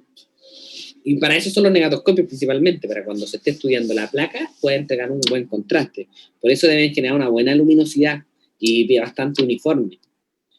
Otras consideraciones que es un sistema de imágenes que el soporte es rígido, similar a un arco en C, y se rota, se gira, ¿sí? Al menos 180 grados con un movimiento basculante, y también con un movimiento de desplazamiento vertical que se mueve entre los 66 a los 140 centímetros del piso.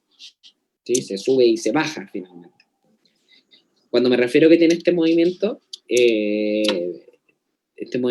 que les digo yo de rotación, similar a un arco en C hace referencia a aquello, ¿sí? A ese movimiento para lograr la angulación a la mama.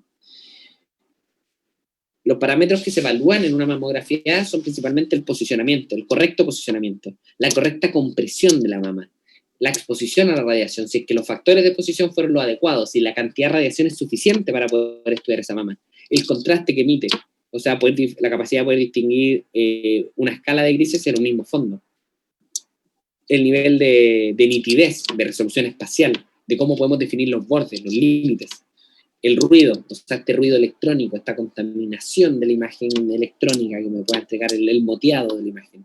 Artefactos como, por ejemplo, si el paciente tuviese desodorante, cómo se vería en la imagen. Y la colimación, o sea, apuntar la radiación dirigida a la zona que estamos evaluando. Si una mama más chica, se tiene que acotar, se tiene que colimar más la radiación para estudiar una mama más chica. Y si es más grande, se abre y se extiende la cantidad de radiación que se entrega. Profe, nosotros vamos a llegar a diferenciar lo que es una radiografía buena, entre comillas, o de buena calidad, buena nitidez. Porque si usted en este minuto me pasa 2 radiografías y una buena y entre comillas una mala, yo las voy a ver, creo que las voy a ver las 2 iguales. Claro, en realidad lo que se busca... Yo también. Sí, lo que hay algún punto en que ustedes estudian, sobre todo en la asignatura de digitalización y telemedicina, donde se estudian parámetros de calidad en la imagen. Y estos parámetros de calidad hacen referencia a eso, a poder distinguir un examen con una buena resolución espacial versus un examen que no tenga esa buena resolución. Puede distinguir diferentes artefactos, ruido en la imagen. Eso es parte también de los conocimientos que se le entregan a ustedes como factores de calidad. Yo les voy a tener que hacer un taller, chiquillos, para el 5º módulo. Acuérdense que hasta acá llego yo, sigue en 3er y 4º módulo con otra docente, y el 5º módulo vamos a hacer un taller presencial. Interesante porque una nos vamos a conocer, otra porque tengo como el taller que les voy a poder hacer y estoy bien ilusionado en que le podamos sacar el mayor provecho posible. Ese es de la semana del 9 de diciembre, si no me equivoco. Sí, yo creo que va a ser el sábado, porque ese día tengo disponibilidad. Entonces va a ser como un día sábado. Hoy día precisamente eso me reuní con Carlos para ver ese tema. Pero claro, chiquillos, a mí lo que me gustaría es poder sacarle a la opción de taller el mayor provecho posible. Ojalá poder reunir la mayor de conocimientos posibles que podamos agrupar para, a lo mejor voy a intentar llevar radiografías, voy a intentar de alguna manera, chiquillos, resolver todas sus dudas ya como más presencial y sacándole el mayor provecho posible. También me gustaría a lo mejor hacer un juego de roles, que tengamos que practicar la atención de pacientes y que yo los pueda evaluar y corregir respecto a cómo se expresaron. Para mí eso es súper importante. Claro, siempre es importante la parte teórica, pero la parte de habilidades blandas, de cómo ustedes se puedan expresar, de cómo ustedes puedan entregar una idea, para mí es clave dentro de su proceso de formación. Y no podría dejar pasar la instancia de hacer un taller con ustedes sin practicar eso, sin practicar a ver, pase por acá, prepare una sala para una radiografía de columna lumbar en decúbito supino. Entonces ustedes van a tener que hacer todo el proceso, de principio a fin. Y a lo mejor la dinámica con la que vamos a trabajar, con caso clínico, ahí estoy dándole hartas ganas para que funcione un buen taller. Entonces sí, respondiendo a su pregunta, van a llegar a esa instancia. Continuando, como les decía, es importante comprender la importancia que tiene una correcta compresión de la mama. Y esto es la uniformidad, aumentar el contraste, aumentar la resolución, disminuir la atenuación y la cantidad de radiación, que era lo que habíamos conversado. Mejorar la visualización de las estructuras, disminuir la dosis, evitar artefactos por movimiento. Al estar más apretada la mama, menos posibilidad de que la paciente se mueva. Las proyecciones mamográficas, recuerden, las proyecciones estándar son cráneo-caudal y oblicua medio lateral. Y las complementarias se llaman magnificada, localizada, ¿sí? O lateral, estricto, o medio lateral. O sea, una mamografía lateromedial o medio lateral, pero 90 grados, estricta. La otra es oblicua. Esta es lateral, por eso es complementaria. Veamos acá la diferencia. Esta es la proyección. Siempre va esta, chiquillos. Esta va. Esta siempre va. La proyección cráneo-caudal siempre va. ¿Cómo se pone la paciente? Se para frente a al mamógrafo con la mama puesta con la mayor cantidad de tejido mamario sobre el receptor de imagen y realizando una compresión lo suficientemente alta para cumplir con las características acá descritas, ¿sí? Se eleva la mama por encima del plano del portachasis y se tracciona hacia arriba y hacia afuera, como que se tironea, ¿sí? Para separarla de alguna manera de la caja torácica. Y ahí realizar la compresión, siempre con el pezón claro de perfil, ¿cierto? Entonces el pezón, claro, como les puse ahí de perfil, apuntando ligeramente hacia la línea media, la mayor parte, fíjense acá, del tejido lateral y medial, con la excepción de la cola axilar. O sea, se impone la mayor cantidad de tejido, pero la cola axilar evidentemente queda afuera. Y en algunos pacientes hasta se ve el músculo pectoral. Entonces ahí es como el ideal. Llegamos hasta el músculo pectoral, fue harto, ¿cierto? Hasta harto tejido mamario, una gran cantidad. Así no se te queda nada afuera. Y así se ve una proyección cráneo-caudal. Así se ve. Esto es con una buena resolución espacial y una buena resolución de contraste. Entonces siempre incluir la mayor cantidad de tejido mamario. Y esta es la otra proyección que siempre va, que es la oblicua medio lateral. Para pasar de esta proyección a esta proyección es bastante rápido. En realidad se gira la máquina, se le pone a la paciente en una posición, en una forma, donde levanta, ¿cierto?, el brazo y pone la mama encima del portachasis. Pero es importante recordar siempre que antes de que ingresáramos a esta paciente al examen, ya estaba todo limpio, porque la paciente se afirma, se agarra, se pega al equipo. Entonces, recordar siempre que se limpia entre paciente y paciente. Entonces, esta es la otra proyección, que es la oblicua medio lateral, que siempre va, al igual que la cráneo-caudal, se inclina el tubo entre los 30 y los 60 grados, dependiendo, claro, lograr como la anatomía de la paciente. Se eleva la mama tirando de ella hacia adelante, la axila debe quedar por encima, como si se fijan, por encima del borde del detector, evitando que se produzcan pliegues. Hay que evitar los pliegues porque no aportan a la visualización de la mama. Y se ve de esa manera. Cuéntame. Perdón, ¿con qué se limpia o desinfecta la máquina ahí? Generalmente, para que no afecte a la piel tampoco. Es que más que afectar a la piel, por ejemplo, el alcohol es súper útil. Un alcohol al 70%, con eso basta.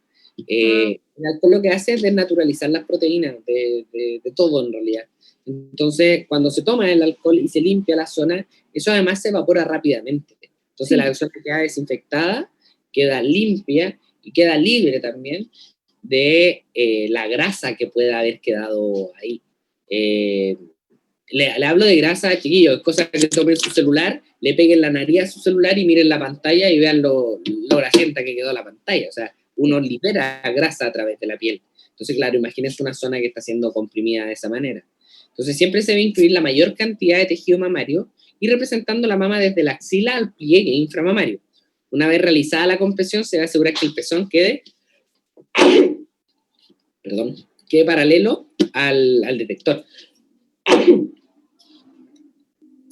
Las proyecciones complementarias se realizan proyecciones adicionales cuando se advierta alguna falta de visualización de una estructura.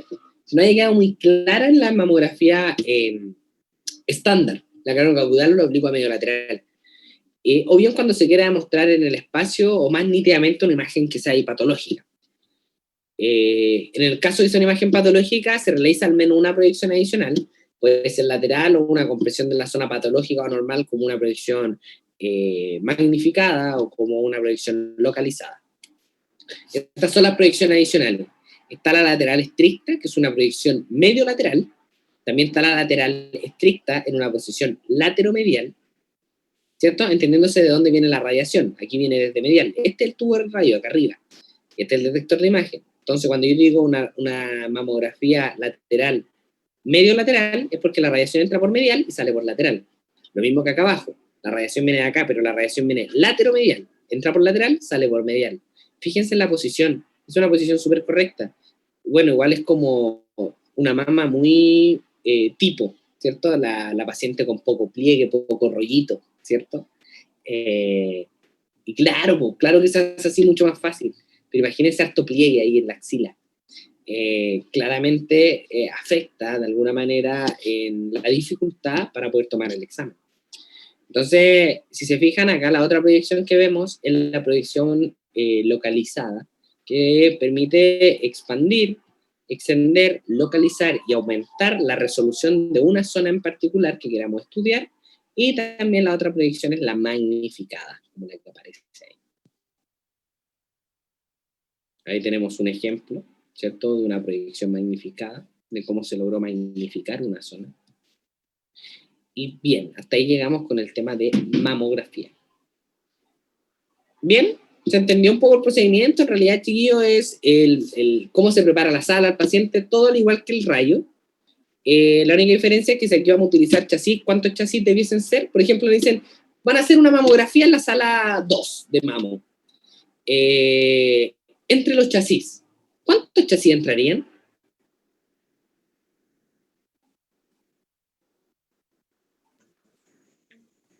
Sí. Mi pregunta, profe, lo que no me quedó claro antes de responder esto, cuando se van a hacer una mamografía, ¿se toman igual ambos pechos o siempre va a ser en uno? Siempre son ambas mamas. Entonces serían 4. Sí, pues serían 2 porque tienen que comparar, ¿cierto, profe? Porque una mama no es igual a la otra. Ya, pero tranqui. En total, en cantidad de chasis que vamos a utilizar, en total son 4. Porque de la mama izquierda tenemos 2 proyecciones, cráneo caudal y oblicua medio lateral. Sí. En la mama derecha tenemos 2 proyecciones, cráneo caudal y oblicua medio lateral. Entonces son 2 por mama. Por eso le pregunté si se toman ambas mamas, por lo mismo. Muy buena pregunta, porque efectivamente son ambas. O sea, se ocupan 2 por mama. Efectivamente. Esa sería como la respuesta como correcta frente a eso. ¿Qué pasa si es digital directo? ¿Cuántos chasis se utilizan? ¿Digital directo? 1. Porque Ninguno. la información. Ninguno. Alguien dijo por ahí ninguno, ¿no? ¿Quién fue el valiente que dijo ninguno? Acá, Pero ¿quién? Pues, escríbase. yo, Carlos. Carlos. Buena, Carlos, porque efectivamente es ninguno. Y ustedes van a decir, ya, pero ¿cómo que ninguno? ¿Por qué ninguno, Carlos? Porque es digital. Porque Eso mismo. Porque el digital directo no utiliza chasis. Algún día lo vimos eso, acuérdense. Entonces, claro, el digital directo no utiliza chasis, entonces, claro, lo primero que surge uno es como decir, pero después sí, espérate, no es chasis. ¿Sí? El receptor de imagen, o el flat panel. El receptor de imagen. Sí. Y ahora pasamos a la densitometría ósea, que es una técnica que es bien sencillo y lo que me gusta de la densitometría, que forma parte de estas técnicas diagnósticas donde muchas veces, y muy validados lo hacen ustedes. En gran parte, en grandes lugares, los técnicos en imagen son los que hacen la densitometría. Por ejemplo, yo no sabía hacer densito y quien me enseñó a hacer densito fue un técnico en mi trabajo. Él me enseñó a hacer densito. Y en varios lados lo hacen los técnicos. Y una técnica que utiliza una dosis baja de radiación, considerablemente baja, y produce imágenes del interior del cuerpo, pero que no son imágenes que sean anatómicas o queramos visualizar. Para nada. Generalmente se estudia la parte inferior de la columna lumbar de las caderas, pero no queremos evaluar la imagen como tal. Lo que queremos evaluar es la densidad que tiene ese hueso que estamos estudiando. ¿Qué tanto hueso se ha perdido? ¿Cómo está la densidad de nuestro hueso? Y la técnica consiste en que el paciente ingresa, se le hacen una serie de preguntas, al igual que en mamografías. Creo que se me olvidó mencionarles, pero o se lo mencioné muy a la rápida, quiero reforzarlo. En mamografía se utiliza una encuesta. Una encuesta para poder determinar si el paciente tiene antecedentes familiares, si es que tiene una cicatriz, poder dibujarla en la encuesta. Si toma, por ejemplo, hormonas. Hay un montón, cuántos hijos tuvo, la fecha de la última regla. Son información que la radióloga o el radiólogo pudiese llegar a necesitar. Entonces, en el caso de la densitometría también se hacen preguntas al paciente, no una encuesta tan definida, pudiese llegar a ser dependiendo del protocolo de cada centro, pero acá lo que se le pide al paciente en realidad son preguntas como si es que practica deporte, muchas veces se les consulta, si es que ha tenido alguna caída, se le pregunta al paciente si toma suplementos de calcio, si toma hormonas, también la fecha de la última regla. Son preguntas que son importantes a considerar también en una densitometría ósea. Y si se fijan, no hay biombo plomado, con el delantal plomado basta, o bien, si no hay delantal plomado, con el biombo estaría bien. La radiación es súper localizada, súper dirigida, y la radiación que hay en el ambiente en general igual es baja la cantidad de radiación. No por eso no nos protegemos, pero en una radiación, si ya las radiografías tienen poca radiación, ya esto es aún menos. Pero si hay radiación, mientras haya radiación, nos protegemos. ¿Sí? Recuerden siempre las medidas básicas de protección radiológica, que son diferentes a los principios básicos de protección radiológica. ¿Cierto? Eso recuérdenlo siempre. Los principios, ¿cuáles son? Justificación, optimización, limitación. Y en el caso de las medidas básicas de protección radiológica, blindaje, tiempo y distancia. Eso recuérdenlo siempre, y una ayudita a memoria para radioprotección. No optimización el blindaje, ¿cierto? No necesariamente, o sea, la optimización es utilizar una buena cantidad de radiación o lo más baja como sea razonablemente posible para optimizar la cantidad de radiación. O sea, no quiero la mejor dosis de radiación o la mayor cantidad de radiación para obtener la mejor imagen. Me basta con imágenes diagnósticas, pero es muy distinto al blindaje. Recuerden, eso, hagan la separación ahí, chiquillos. Una cosa son las medidas de protección radiológica, blindaje, tiempo y distancia. Son 3.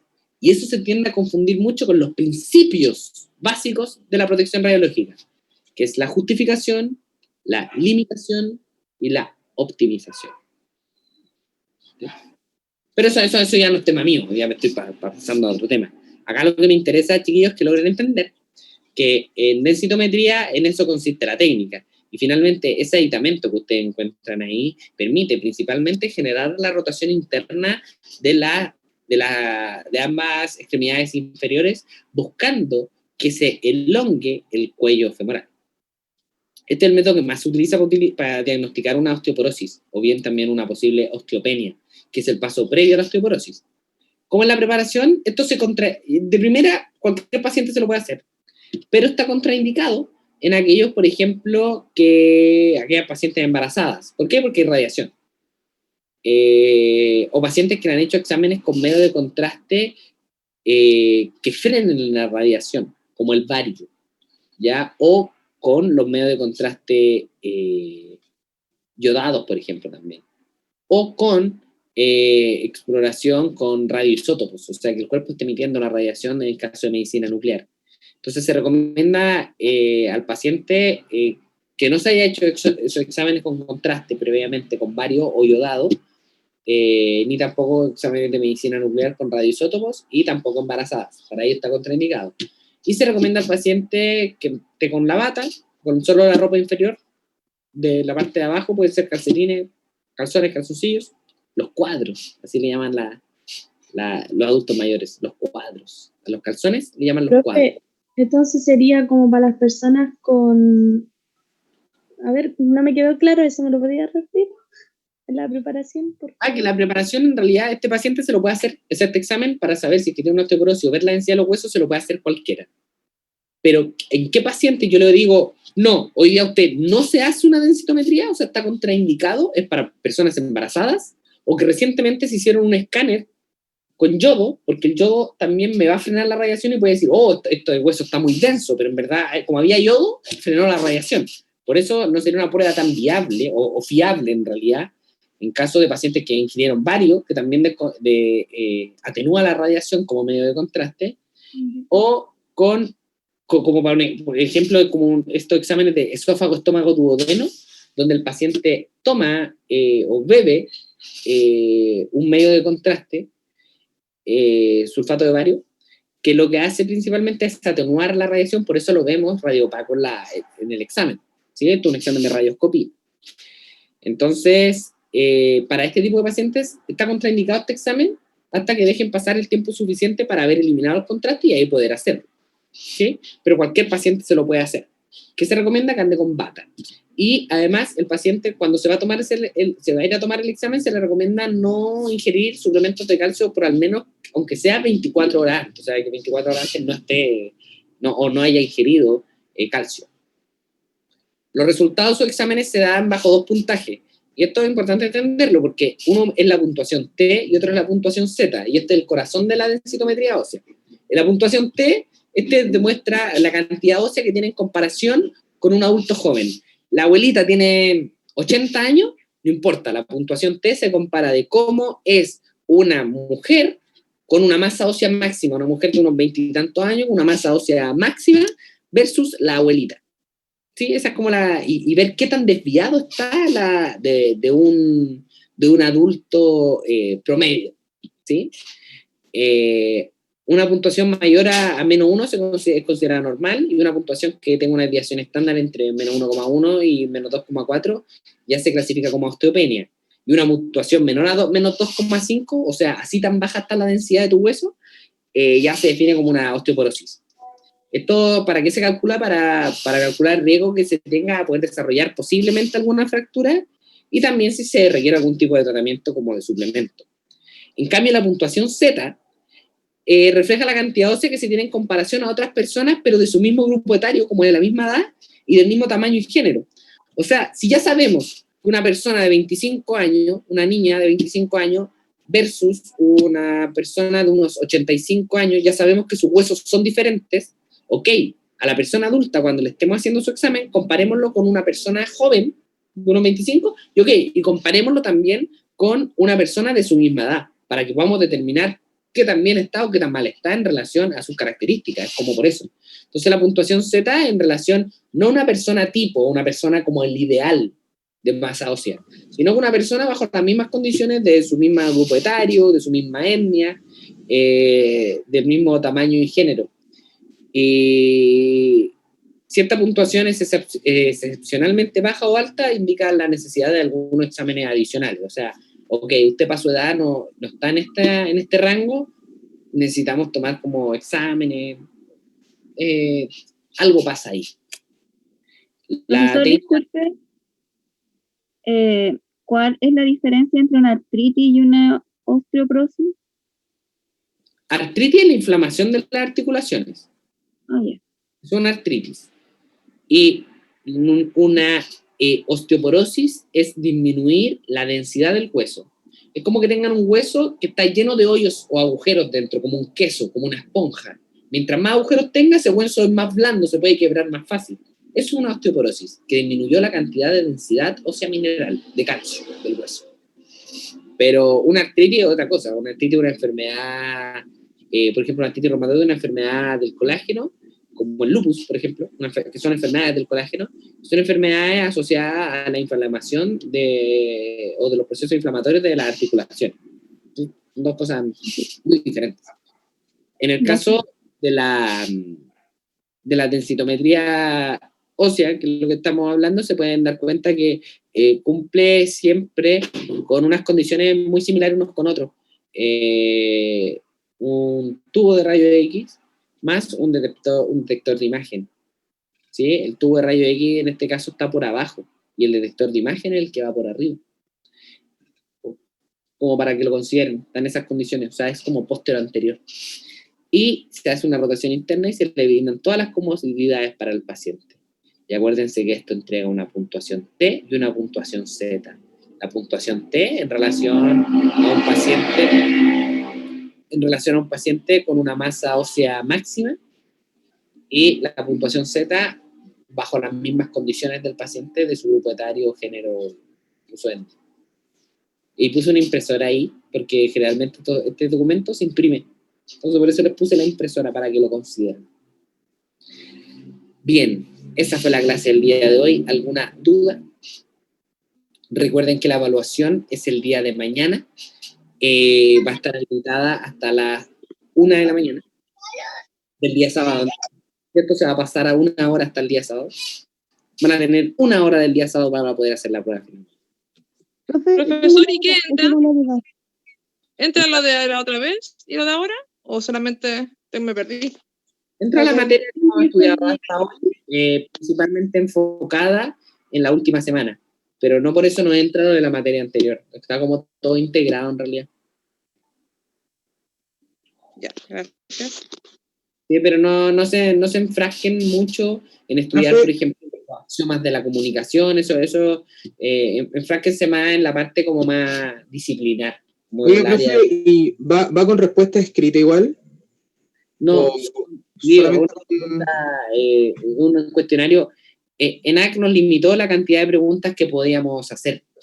Sí, nos limitaron a 13 preguntas, ¿ya? Y de las 13 preguntas, como esta asignatura también no la dicto solo, también hay alguien que la dicta en el turno, de alguna manera tuvimos que llegar a un acuerdo y poner un consenso en como en qué preguntas dejar y cuáles no.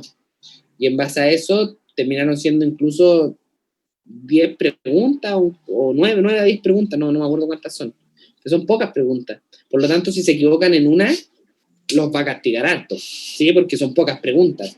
Si tenéis 100 preguntas y te equivocáis en una, gran nota. Pero claro, proporcionalmente, si tienes 10 preguntas, necesitas 6 buenas para recién tener un 4. Si fueran 10 preguntas. A lo que yo me refiero, si es que van a ir escritas o no, van con desarrollo. No, son con alternativas, ¿no? Yeah. Sí, porque eso igual interfiere en el tiempo de entrega de la nota, porque nos pasan los otros ramos que al momento de que nos arroja la calificación tenemos que esperar a que le hagan una revisión y ahí recién esperar la nota final. Sí, yo en lo personal lo que hago, o lo que intento dejar configurado es que no le entreguen enseguida la respuesta.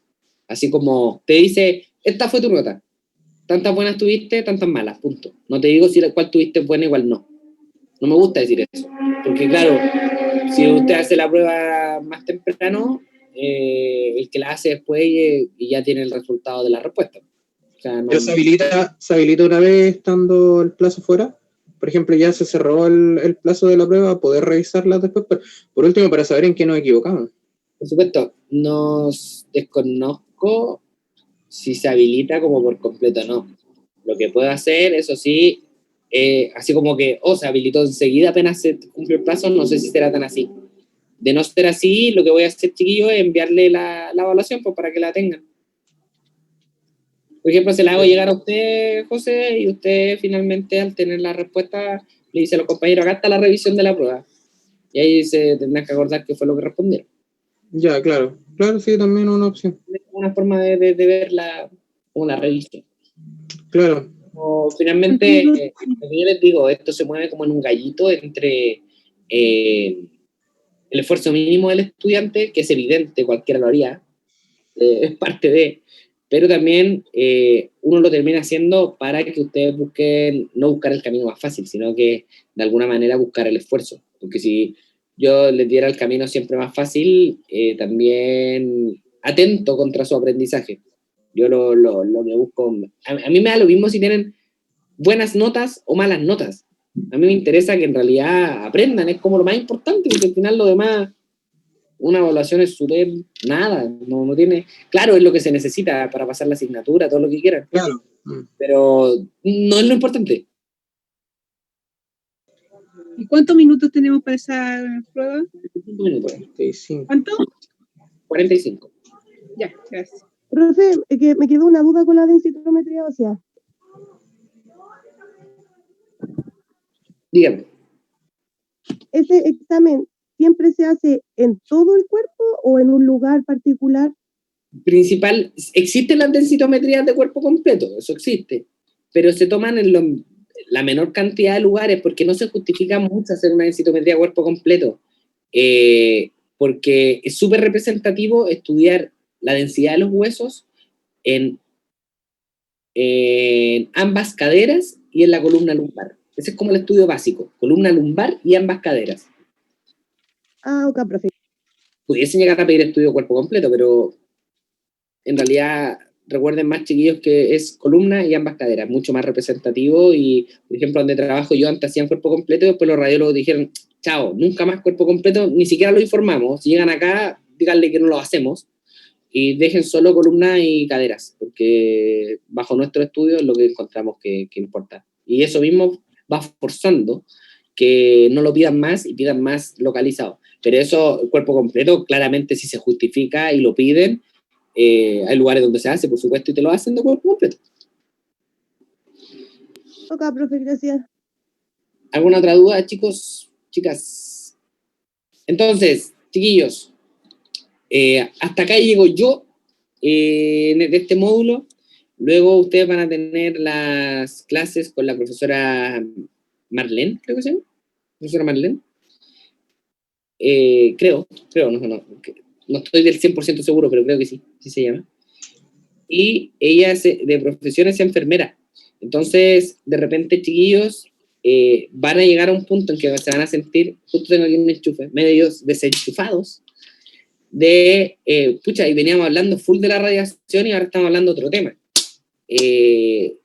Estén como listos para eso. No sé si va a ser tan así, espero que no sea tan así fuerte como el cambio, entramos de asignatura, para nada, no lo tomen así. Pero si les llega a pasar eso, pucha, nosotros como que nos intentamos de que eso como que no pase, pero sabemos que tarde o temprano les termina pasando.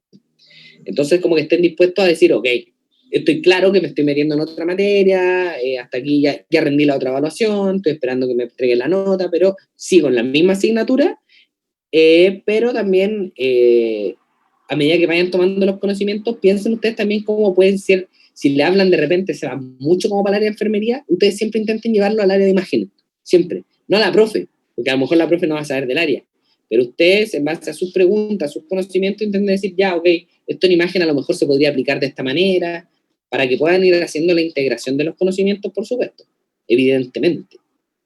¿Ya? Eso se lo estoy dando ahora como consejo nomás, chiquillos. No, ojalá es que no les pase para nada. Espero que no, que sea todo mucho más sencillo de los rollos que yo me estoy pasando de cómo ustedes van a enfrentar la asignatura. Pero recuerden que sigue siendo la misma asignatura. Y el quinto módulo nos volvemos a encontrar físicamente allá en ENAC para hacer este taller que yo le quiero sacar el mayor provecho posible. Bueno, corremos con la ventaja de que conocemos a la profe igual, porque ya tuvimos asignatura con ella, al igual que con usted. Bacán. Lo encuentro bacán porque ya conoces su dinámica, su forma de trabajo, y eso aporta. Siempre les va a aportar, chiquillos. Siempre les va a aportar conocer finalmente con el profe que están tratando, porque ya conocen la dinámica, ya conocen el estilo, y eso les sirve un montón. Así que me alegro con mayor razón que ya conozcan a la profe.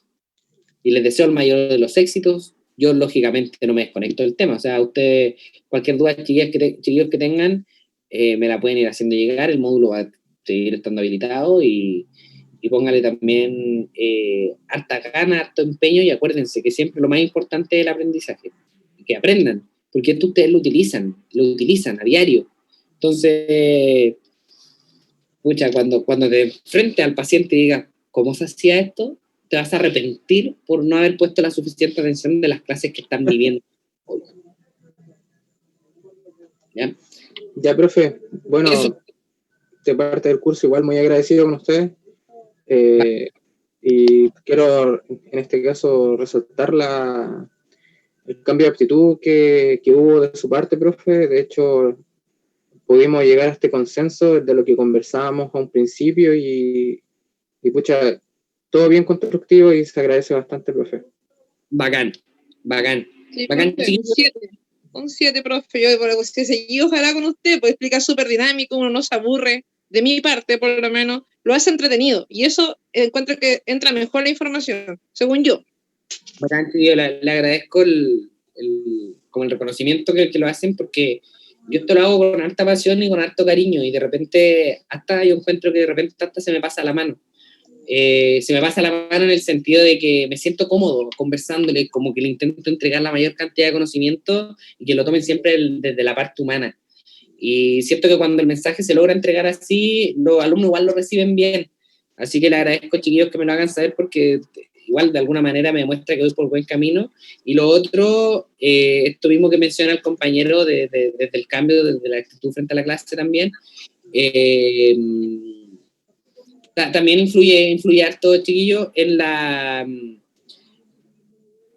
los, ¿cómo les explico? En que a medida que uno va pasando en las clases, como profe, uno no te puede ganar el ego.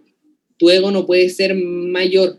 Tú como profe debes dejar tu ego súper lejos y aceptar críticas, aceptar errores, porque eso es crecimiento y es crecimiento profesional.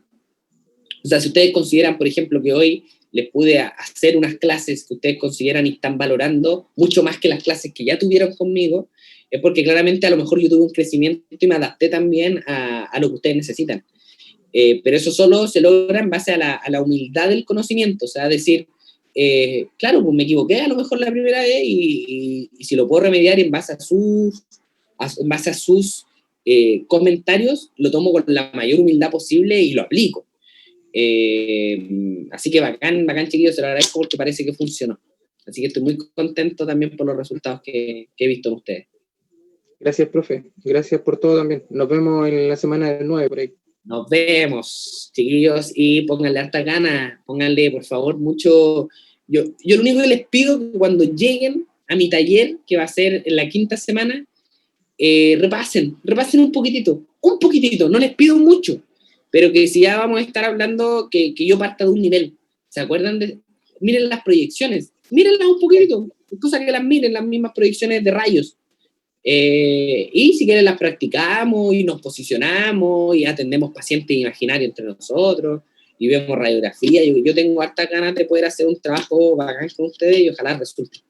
Y depende de cómo las ganas que le pongan ustedes. Así que nos vemos, cuídense, el mayor de los éxitos, y cualquier cosa me contactan a través de su delegado y ahí yo estoy listo y dispuesto para responder dudas que tengan. Yo, profe, gracias. Cuídense, que estén muy bien, éxitos. Chao, chiquillos. Adiós, chiquillos, cuídense.